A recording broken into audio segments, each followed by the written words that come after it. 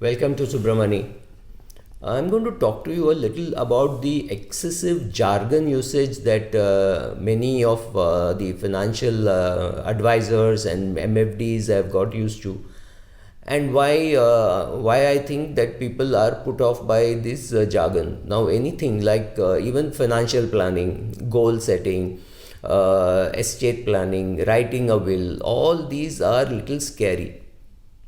Why is it scary? It's because nobody has ever come and said that I don't want to do financial planning. When I say you should do financial planning, everybody nods their head very sagely. But I know that that is not something that they genuinely believe in. So let me just analyze what I think. It's not some great study that I have done, but many of my friends, I wouldn't say most of my friends, many of my friends don't think that they need a financial advisor. It does not matter whether they are in catering business, textile business, they're doctors, or their bankers or their venture capitalists, doesn't matter. They don't have financial advisors, and they all think, oh, it's something very simple, I can do it myself. There is enough data available on the net, so I will be able to do it myself. There are enough tools which are available, so I don't need anybody else. And all I have to do is perhaps put money in an index fund, buy a term insurance. Beyond that, I don't need any financial advice. They don't even appreciate the fact that financial advice goes far beyond. In fact, 95% of the work is related to you, and 5% is related to picking up the right product, right? So you don't even know what a financial planner does, but you know that you don't need a financial planner. It's like saying, I don't need a therapist, I'm perfectly all right. And then you realize that you are going through a lot of stress. Maybe you need maybe you need a therapist, maybe you need a advisor. But then there are cases, I mean, you see people saying, oh, I don't need a therapist, I can do it myself.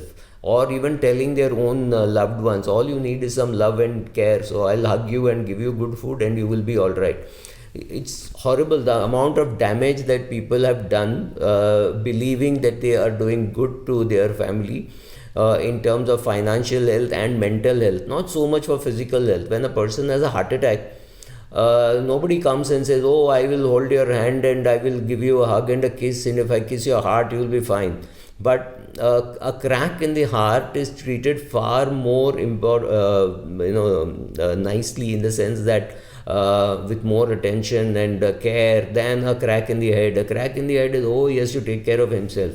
Look at our own great case of Sachin Tendulkar had physical injuries, which the BCCI and everybody sent him to London for training, sent him to South Africa, for medical care, sent him to South Africa. But there was Vinod Kambli, who perhaps had some crack in his brain. He needed therapies, he needed genuine help in terms of a psychologist or maybe a psychiatrist. He needed all that help. It never occurred to anybody around him, of course, long back, which meant that guy retired at the age of 23, right? So, sorry, but financial advisor is something like that. Nobody thinks they need a financial advisor. Also, perhaps it's because of the jargon. When you say financial planning, they think, oh, this guy is going to come and put restrictions. He's going to say, don't spend like this, don't go on a vacation, don't buy this car. A very negative kind of a thing. So instead of financial planning, if you start using words like let us invest for some of your goals that you have to meet, for buying a car. Don't talk about short-term goals, long-term goals. People don't understand the terminology.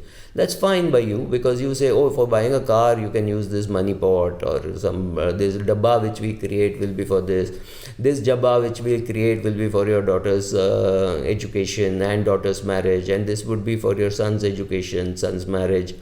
This is for investing in your, when you want your loved ones to be happy permanently, then you have to do proper documentation. So make sure that your names are right, make sure that your will is in place, make sure you have a medical will, make sure about so don't use very heavy terminology. Don't use terminology which you yourself will have learned in the last 2-3 years, which means the client may not even know these terminology. So it's a very big put off. So the same person who says, yes, I will do financial planning, does not know what he should be doing. He does not realize what are the things which are necessary, what is to be written down.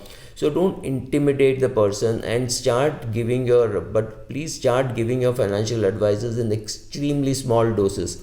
So don't say this is the whole process, or you finish off that whole thing in 5 minutes saying, well, you have short-term goals, you have long-term goals, you have to do this, you have to do this. That can be very difficult for them to understand, because so many new words to be taught on the same day does not make sense. So sit with them, spend some time. Yes, they may not have too much time. Also, the problem is today we are doing most of the talk without meeting in person. If you're meeting your client maybe for the first time or second time, but you're meeting over a Zoom call, you don't know whether that person is listening to you with attention or is doing something else. It's very difficult to engage with people. Also, I wouldn't trust somebody if I can't meet them, because I do not trust them without looking at their body language. Are they lying? Are they telling the truth? Are they doing it for my benefit, or are they doing it for their benefit, right? I need to know all that. Only then I am able to decide. So as a financial planner, use less jargon. Like for example, say investing in the future of your loved ones includes writing a will, right? So, but you don't have to say that, you don't have to remind people about old age. The problem with financial planning is somewhat akin to Siddhartha or Buddha, right? He goes out of the house for the first time and he sees a sick man, he sees an old man, and he sees a funeral procession. Now, these are the three things which all financial planners have to deal with, because you are going to talk about medical insurance, you are talking about pension, and you are talking about making a will or taking term insurance. So you're talking a lot of negative things also.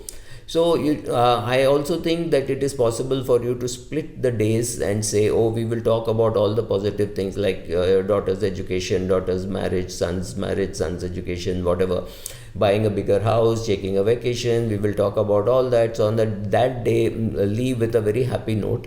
Another day, sit and talk about illness, medical insurance, term insurance, making a will, etc. So be very careful about what you are doing. Don't ask the client to do too much of writing. You write it down yourself and then create the plan, so that the client does not have to sit and write and do things like that. But there could be some clients who would be very happy to fill in questionnaires, whether they understand, don't understand. So ask the client to fill up the risk questionnaire 2-3 times, and also ask some questions which are not at all connected to this, saying, tell me some accident which you have had, how did you handle pain, what happened to you, how did you react during COVID, how did you react when your father died or grandfather died, how young were you, right?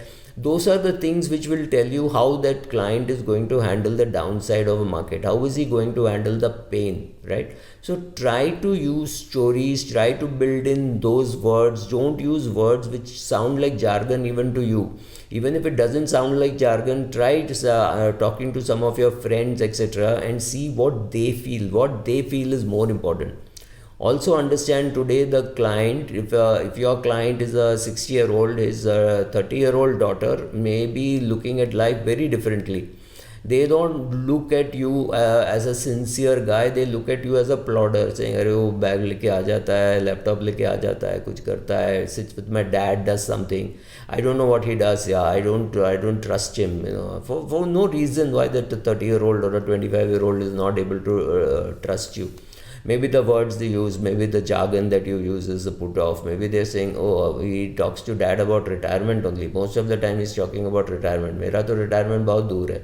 So unless you're able to communicate across age groups, unless you're able to communicate to the man of the house and to the woman of the house, unless you're able to communicate to the children, this AUM will not belong to you. So suppose you have a client who's got a 3 crore AUM with you, and you have been talking very nicely to their children, very nicely to the wife, etc. You suddenly find that you have lost the AUM because the husband died and the wife got a new advisor, somebody who wore pink on 8th March and sold her a pink term insurance, a pink mutual fund, and a pink ULIP and all that. So you can feel bad for yourself, you can feel bad for your friend who died, your customer who died, but they can do nothing unless you communicate with less jargon, unless you communicate and say investing in loved ones rather than saying writing a will.